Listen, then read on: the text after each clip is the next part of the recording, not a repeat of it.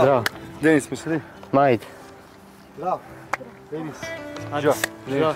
Kaj se fanti, rasturate, vidim, kere? Vse kar delamo, ja. Skozi trenirate, ja? Ja, skozi. Kolikrat na teden? 4-krat. 4 na teden. Pa koliko ur? 1 uro pa pol. 1 uro pa pol. Jaz sicer nogometa ne obožujem, glih ne vem kva, ne? Ampak zdaj ste me prav navdušili na temo, tako da imate pa malo naučili streljati. Prav. Boste?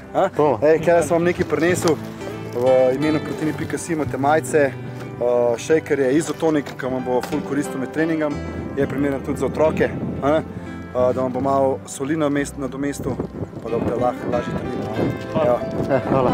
To, zdaj pa, da mi povejte, koliko časa bi jaz rabo, da bi tole obvladal, koliko vi? 5 minut. 5 minut? Ja. Res? Ja.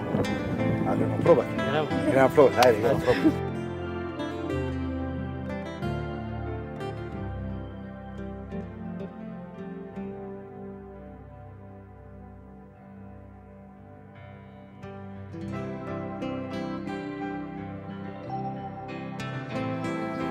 Ja, pač bila je nedelja, ob 7 zjutraj sem ostala.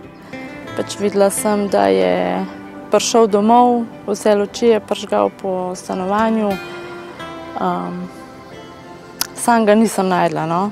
In tiste nesrečne nedelje so 3 otroci ostali brez očeta, svojega zaveznika in najbolj srčnega navijača na njihovih nogometnih tekmah. Jaz sem od tiste paranoje, straha, jaz ne vem, kako naj to razložim, jaz sem začela kričati, jaz enostavno sem jih s tem vzbudila. Sigurno me je zelo presekal, še sprav spomnim tistega dneva, tudi na tekmo smo se pelali na mlajših selekcijah, v bistvu je bila ena velika praznina, sigurno, tudi še bom tako rekel, tudi v klubu ga še zdaj pogrešamo. Damir je bil človek, na katerega se sploh vedno zanesel in tudi vse stvari, kar smo se dogovorili, so bile tisti trenutek izpolnjene, tako da vse ga pozna, vse pozna, pogrešamo ga, tako to je dejstvo. Dejstvo pa je tudi to, da se je življenje družine postavilo na glavo. Mami Esmira je čez noč ostala sama s 3 otroki, ki hodijo v šolo, trenirajo nogomet in si želijo, da bi živeli življenje, kot ga imajo njihovi vrstniki. Kar se tiče kakšnega nasveta, sem res Andrejo klicala, tako da smo se pomenili na koncu. V bistvu ga pa res pogrešajo glede fuzbala, glede nasvetov. Oče mi je zelo zaupal, tako da tudi fanta mi zelo zaupata, tako da nekako poskušamo tudi izven nogometa neke stvari imeti urejene, predvsem šola, ne vem, tudi z njihovo mami kar komuniciram, tako da stvari tečejo naprej. Če dnevne stvari tečejo naprej, je toliko težje pri plačevanju računov, kreditov in obveznosti, ki jih je vedno več. Najtežji so res stroški. Prevzela sem kredite, limite, zdaj imam tudi terjatev z njegove strani, tako da stroški, samo stroški. Mislim, 1. september je tisti pred šolo, kar rabiš, za šolo, vse so 3 šoloobvezni otroci.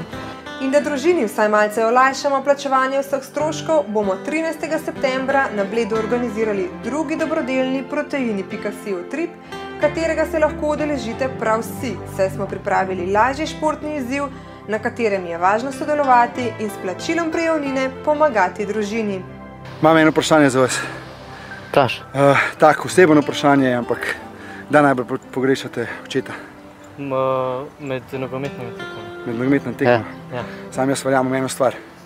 On je zmeri z vami. Etko. On je z vami in vas gleda od gor, pa vam daje spodbudo, da greste naprej.